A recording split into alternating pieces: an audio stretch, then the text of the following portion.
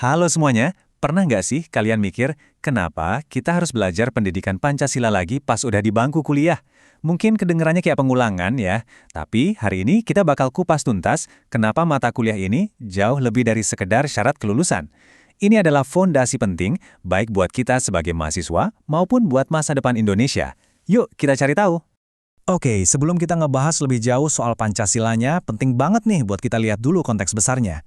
Biar kita paham kenapa pendidikan ini jadi begitu mendesak, kita harus sadar dulu sama tantangan-tantangan serius yang lagi dihadapi bangsa kita sekarang. Pertama, dan ini kayaknya udah jadi penyakit lama ya, korupsi. Ini bukan rahasia lagi. Kita sering banget dengar berita soal elit politik yang terjerat kasus korupsi. Ini nggak cuma bikin negara rugi, tapi juga bikin kepercayaan kita ke pemerintah jadi luntur, dan pastinya menghambat kemajuan. Selanjutnya, ada soal dekadensi moral. Gejalanya tuh ada di mana-mana, mulai dari penyalahgunaan narkoba di kalangan anak muda sampai hal-hal yang kelihatan sepele, kayak menipisnya rasa hormat, kejujuran, dan tanggung jawab di kehidupan kita sehari-hari. Dan, tentu saja, tantangan globalisasi. Arus informasi dan nilai-nilai dari luar itu masuk terus-terusan, tanpa henti. Nah, kalau kita nggak punya filter yang kuat, risikonya kita bisa kehilangan arah dan jati diri budaya kita sendiri. Semua masalah tadi, mulai dari korupsi sampai krisis identitas, pastinya bikin kita nanya, kenapa sih semua ini bisa terus terjadi? Sebenarnya apa sih akar masalah dari semua persoalan ini? Nah, disinilah letak jawabannya. Banyak ahli percaya kalau akar masalahnya itu adalah fondasi nilai-nilai kita yang mulai goyah. Dan respon strategis untuk memperbaikinya adalah dengan menghidupkan kembali pendidikan Pancasila, terutama di jenjang perguruan tinggi. Jadi apa sih sebenarnya pendidikan Pancasila itu?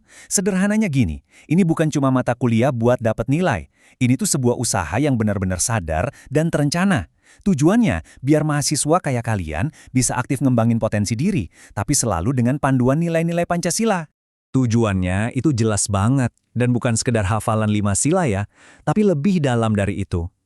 Ini soal memperkuat Pancasila sebagai ideologi negara, memberikan pemahaman yang mendalam biar kita bisa menerapkannya sehari-hari, sekaligus jadi benteng biar kita nggak gampang terpengaruh ideologi luar. Ujung-ujungnya, ya buat membangun karakter calon pemimpin bangsa. Nah, penting buat dicatat nih, pendidikan ini bukan sesuatu yang ujuk-ujuk ada. Ia dibangun di atas 4 pilar yang super kokoh, yang menunjukkan betapa dalamnya Pancasila ini berakar pada identitas kita sebagai bangsa Indonesia. Keempat pilar itu adalah historis, sosiologis, yuridis, dan politis. Kedengarannya mungkin agak rumit ya, tapi gampang kok. Pilar historis itu artinya kita belajar dari sejarah perjuangan bangsa. Sosiologis artinya nilai-nilainya tuh nyambung sama kehidupan sosial kita, kayak gotong royong. Yuridis itu soal hukum, dan politis itu buat membentuk budaya politik yang lebih baik. Jadi ini bener-bener terintegrasi banget. Oke, sekarang kita masuk ke bagian yang paling penting buat kalian sebagai mahasiswa. Terus, apa hubungannya semua ini sama dunia nyata, sama karir kalian nanti? Intinya begini, tujuannya itu buat mencetak para profesional yang gak cuma pinter di bidangnya, tapi juga punya karakter moral yang kuat.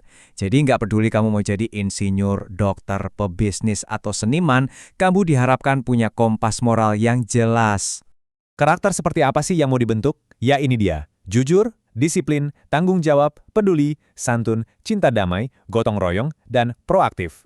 Coba deh kita bayangin, kalau semua profesional di Indonesia punya sifat-sifat kayak gini, pasti dampaknya bakal luar biasa kan? Jadi, ini poin utamanya ya. Tolong jangan lihat Pancasila cuma sebagai mata kuliahan yang harus dilewati. Anggap ini sebagai semacam toolkit atau peta untuk memandu masa depan kalian. Ada 2 konsep keren nih buat menggambarkannya. Pancasila itu berfungsi sebagai light star, itu istilah yang artinya bintang penunjuk jalan, kayak kompas buat arah bangsa kita. Tapi di saat yang sama, untuk kita secara pribadi, Pancasila itu jadi panduan moral atau moral guidance dalam setiap keputusan yang kita ambil di karir kita nanti.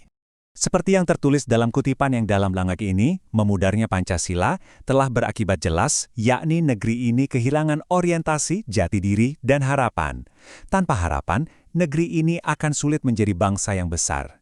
Wah, ini benar-benar menunjukkan betapa gentingnya isu ini.